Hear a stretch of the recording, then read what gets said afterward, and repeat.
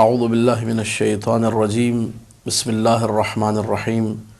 الحمد للہ رب العالمین والصلاة والسلام علی سیدنا و مولانا ابی القاسم محمد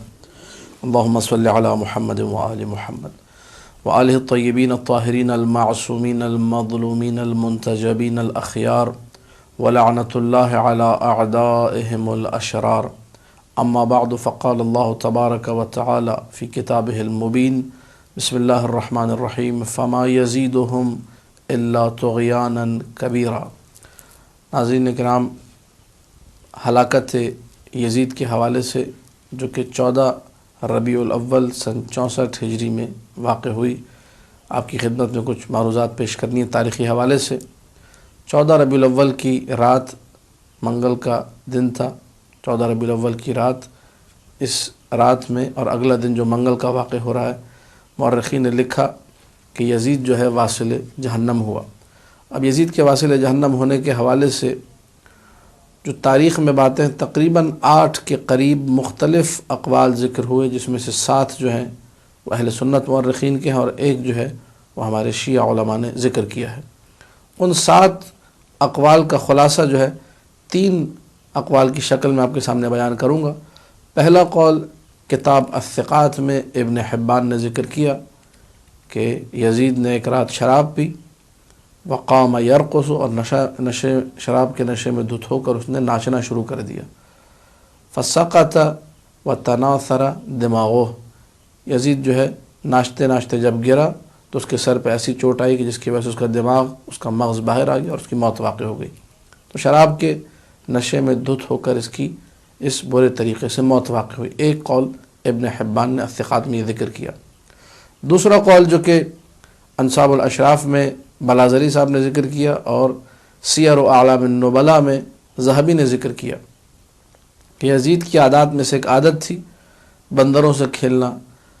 کتوں کی لڑائی کو دیکھنا، گدھوں پر اپنے بندر ابو خلف جس کی اس نے کنیت رکھی ہوئی تھی اس کو بٹھا کر اس کے پیچھے دوڑنا، اس سے ہنسی مذاق کرنا، اس کے ساتھ کھیلنا،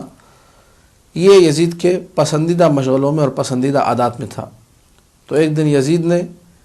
اس وقت بھی شراب پی ہوئی تھی، نشے میں بھی دھتا ہی، اپنے بندر ابو خلف جس کا پسندیدہ بندر تھا اس کو اس نے گدھے پر سوار کیا، اس کے سر پہ سونے کا تاج رکھا، اس کو ہیرے جواہرات وغیرہ پہنائے اور اس کے بعد اس کو دوڑانا شروع کر دیا گدھے کی پشت پر بٹھا کر، اور خود بھی پیچھے پیچھے بھاگنا شروع کر دیا۔ اب ایک قول مورخین کا، یعنی 8 اقوال جو ہم نے ذکر کیے، ایک قول یہ ہے، بعض مورخین نے لکھا کہ پیچھے سے اس بندر کو گدگدی کر رہا تھا، نوچ رہا تھا، جس کی وجہ سے بندر نے جھپٹ کر یزید کو کاٹا، جس کی وجہ سے یزید کی موت واقع ہوئی۔ ایک قول یہ ہے، اور ایک قول یہ کہ جب یہ شراب کے نشے میں بھاگ رہا تھا اس بندر کے پیچھے، تو بھاگتے بھاگتے زور سے زمین پر گرتا ہے، منہ کے بل گرنے کی وجہ سے۔ اب پھر یہاں پر 2 باتیں مورخین نے لکھی کہ اس کی گردن میں کوئی چیز گھسی، گردن ٹوٹ گئی اور موت واقع ہوئی، اور کچھ نے لکھا کہ پیٹ میں کوئی چیز چبھی جا کر گھسی، اس کی وجہ سے موت واقع ہوئی۔ تیسرا قول جو کہ نہایہ میں ابن اثیر نے ذکر کیا ہے، نہایہ فی غریب الحدیث میں، اور اسی طریقے سے لسان العرب میں ابن منظور نے مادہ ذبح ذال باحا میں، کہ ذبحہ ایک بیماری ہے جس بیماری کی وجہ سے انسان کے گلے میں ایک پھوڑا یا ایک دانہ نکل آتا ہے جس سے خون نکلتا رہتا ہے، خون رستا رہتا ہے، اور یہ پھوڑا آہستہ آہستہ بڑا ہوتا ہے، یہاں تک کہ اتنا بڑا ہوتا ہے کہ سانس کی نالی پر اثر انداز ہوتا ہے، سانس لینے کی جگہ انسان کی مکمل طور پہ بند ہو جاتی ہے، دم گھٹنے کی وجہ سے انسان کی موت واقع ہو جاتی ہے۔ ابن منظور نے اور ابن اثیر دونوں نے اپنی لغات میں یہ لکھا کہ یزید کی موت اسی بیماری ذبحہ کی وجہ سے واقع ہوئی تھی، جب اس کے گلے میں یہ پھوڑا نکلا اور یہ بڑھتا رہا یہاں تک کہ دم گھٹ کر یزید اس دنیا سے چلا گیا اور واصل جہنم ہوا۔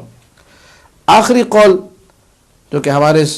کلپ کے مطابق چوتھا قول بنتا ہے ہمارے شیعہ علماء نے، جس میں سید ابن طاووس نے اس قول کو ذکر کیا اپنی کتاب لحوف میں، اور انہوں نے نقل کیا اس قول کو مقتل ابی مخنف کے حوالے سے کہ ابی مخنف نے یہ لکھا ہے کہ یزید ایک دن اپنے تمام تر جاہ و حشم کے ساتھ 10,000 گھڑ سواروں کے ساتھ نکلا شکار کرنے کے لیے، اور حوارین ایک جگہ ہے شام میں، آج بھی یہ جگہ موجود ہے جہاں پہ آثار قدیمہ بھی دریافت ہوئے، کئی ہزار سال پرانے جو ہے گرجا گھر اس میں موجود ہیں، جن میں سے 2 آج بھی باقی ہیں کہا جاتا ہے۔ تو اس مقام پر شکار کرنے کے لیے روانہ ہوا۔ جب یہ شکار کرتے کرتے ایک ایسی جگہ پہنچا جہاں اس کو ایک ہرن نظر آیا تو اس نے اپنے تمام لشکر والوں کو روک دیا، کہا کوئی میرے ساتھ نہ آئے، میں اکیلا اس ہرن کے پیچھے جاؤں گا۔ یہ کہہ کر اس نے اپنے گھوڑے کو ایڑ لگائی اور بھاگنا شروع کر دیا۔ اس ہرن کو اس نے خوب دوڑایا یہاں تک کہ ایک ایسی وادی میں پہنچا جو انتہائی ہولناک اور خوفناک وادی تھی۔ جب اس وادی میں یہ اترا، اس ہرن کے پیچھے بھاگتے بھاگتے وسط وادی میں جا کر، بالکل وادی کے بیچ میں جا کر اس نے دیکھا کہ ہرن کا کوئی نام و نشان نہیں۔ اب یزید جو ہے پیاس سے بلبلا رہا ہے، اتنی دیر اس بھاگا ہرن کے پیچھے، ہرن بھی نہیں ملا، پیاس بھی شدید لگ رہی ہے۔ اچانک ہی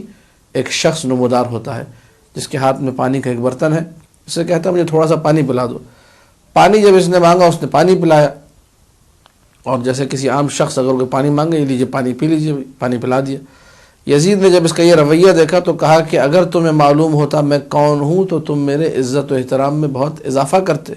بہت زیادہ میرا احترام کرتے۔ کہا کون ہو تم؟ کہا کہ میں امیر المؤمنین یزید ابن معاویہ ہوں۔ جیسے اس نے یہ کہا، اس شخص نے کہا کہ انت واللہ قاتل الحسین و انت واللہ عدو اللہ، خدا کی قسم تم ہی قاتل حسین ہو، تم ہی دشمن خدا ہو۔ یہ کہہ کر اس نے یزید پر حملہ کیا۔ جب یزید پر حملہ کیا تو یزید بھاگنے لگا، اس نے پیچھے سے تیر مارا جس کی وجہ سے یزید اپنے گھوڑے سے گرتا ہے اور اس کی ٹانگیں جو ہے رکاب میں پھنس جاتی ہیں گھوڑے کے۔ جب ٹانگیں اس کی گھوڑے کے رکاب میں پھنسی اور گھوڑے کو پشت پر کوئی نظر نہیں آیا، لیکن یہ لگا کوئی گھوڑے کے پیچھے سے آ رہا ہے، جو یزید گرا ہوا تھا اس کے قدموں میں، گھوڑے نے بھاگنا شروع کیا اور اس میدان کے اندر، اس وادی میں یزید کے ٹکڑے ٹکڑے اس طریقے سے ہو گئے۔ جب کافی دیر گزر گئی، لشکروں نے دیکھا کہ یزید کا کوئی اتا پتہ نہیں ہے، تو دوڑتے ہوئے وہ لوگ آئے تو ان کو رکاب میں لٹکتی ہوئی ایک ٹانگ ملی۔ اسی کو لے جا کر دفنایا گیا قبرستان باب الصغیر میں۔ یہ واقعہ سن 64 ہجری 14 ربیع الاول منگل کے دن کا ہے۔ تو اب اگر دیکھا جائے، ہمارے پاس اردو میں ایک محاورہ بھی ہے، اب مجھے نہیں معلوم اس کی حقیقت کیا ہے، کہتے ہیں جنگل میں منگل، تو مجھے لگتا ہے یہ یہیں سے نکلا ہے، جنگل میں منگل جو ہے وہ یہی 14 ربیع الاول سن 64 ہجری، یا جو ہے آپ کہیے 12 نومبر۔ اتفاق کی بات یہ ہے کہ 2018 جب یہ کلپ ریکارڈ ہو رہا ہے، اس میں بھی جو ہے ربیع الاول اور نومبر کے مہینے جو ہے دونوں مل گئے ہیں۔ اس زمانے میں بھی سن 683 ہجری میں بھی 12 نومبر کا دن تھا اور ٹیوزڈے منگل کا دن تھا، جس کی دن اس ملعون کی موت واقع ہوئی۔ لے جا کر اس کی ٹانگ کو، بدن کے کچھ ٹکڑوں کو دفنایا گیا قبرستان باب الصغیر میں۔ حیرت یہ ہے کہ جس ملعون شخص نے آل محمد پہ ظلم ڈھایا، شیخ جعفر شوستری نے اپنے مقتل میں لکھا ہے، اور آج بھی لوگوں نے بہت سارا نقل کیا ہے جن لوگوں کے ساتھ یہ واقعات ہوئے ہیں، کہ وہ جگہ ایک کچرا کنڈی بنی ہوئی ہے جہاں پر یزید کی قبر ہے، اور لوگ وہاں جا کر پتھر پھینکتے ہیں، کچرا پھینکتے ہیں، قربتاً الی اللہ، اپنی حاجات کو پورا کرنے کے لیے، اور ان کی حاجات فوراً پوری ہوتی ہیں۔ اور ہمارے پاس روایات میں بھی ہے، جب پانی پیو یزید پر لعنت بھیجو۔ ہمارے اس کلپ کو ریکارڈ کرانے کا مقصد بھی یہ ہے کہ لوگوں کے سامنے یہ حقیقت آیا ہوں کہ مملکت خدا پاکستان،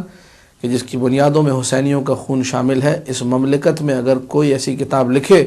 جس پہ سیدنا یزید یا رشید ابن رشید اور یزید امیر المومنین جیسی کتابیں اگر لکھی جائیں گی، تو شیعان حیدر کرار اور مولا کے حسینی کھڑے رہیں گے اور لوگوں کو یہ پیغام دیں گے کہ یزید ملعون تھا، یزید فاسق و فاجر تھا، یزید کتوں سے کھیلنے والا تھا، یزید جو ہے کافر تھا، یزید قرآن اور وحی کا منکر تھا، یزید آل محمد کا دشمن تھا۔ اس حقیقت کو برملا کر کے ہم یزید پر مسلسل لعنت بھیجتے رہیں گے، اور یہ بھی پیغام دیں گے جو یزید پر لعنت نہیں بھیجتا وہ بھی لعنتی ہے، نص معصوم کے مطابق۔